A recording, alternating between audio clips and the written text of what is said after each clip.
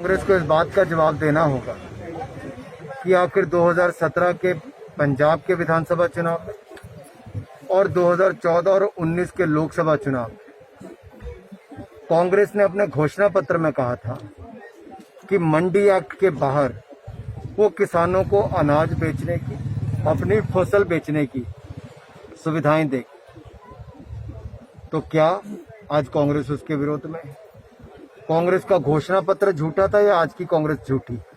ये कांग्रेस को बताना। दूसरा, जो कांग्रेस ये कहती है कि एमएसपी खत्म हो जाएगा, मैं स्पष्ट कहना चाहता हूं, एमएसपी पहले भी प्रशासनिक प्रक्रिया थी, आज भी है और आगे भी चलती रहेगी। जितना कांग्रेस के समय एमएसपी की खरीद होती थी, उससे 73% ज्यादा गेहूं की खरीद मोदी जी की सरकार के समय हुई और 114% धान की खरीद ज्यादा हुई। खरीद भी ज्यादा हुई और मूल्य भी ज्यादा मिले। जो न्यूनतम समर्थन मूल्य है वो गेहूं के अलावा जो बाकी फसलें भी हैं उनका भी 32% से 73% दाम बढ़े हैं। तो मोदी जी की सरकार के समय हमने किसानों को 95,000 करोड़ रुपया 2-2 हजार रुपये की किस्त उनके खाते में डालकर पीएम किसान योजना से दी है। और जब महामारी से दुनिया जूझ रही थी, लड़ रही थी, उस समय भी हमने किसानों को एमएसपी खरीद के लिए 75,000 करोड़ रुपए सीधा उनके खातों में जमा करवाया। ये मोदी सरकार ने दिया। खरीद उस समय भी हुई, अगली फसल आने वाली उसकी खरीद भी हो।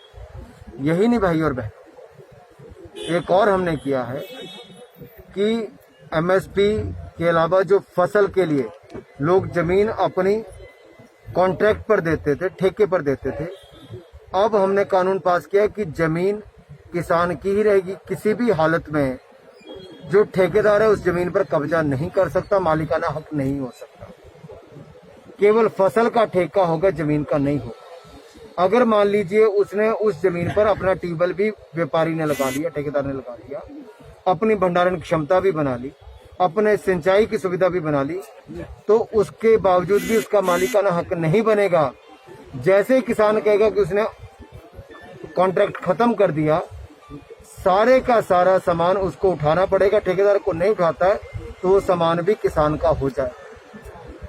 और फसल की कीमत बुआई के समय जो तय होती है वो किसान को एश्योरेंस हो जाएगी कि कम से कम इतनी कीमत तो मिलेगी। यानी कि किसान कीमत तय करके ही बिजाई करेगा, बुआई करेगा।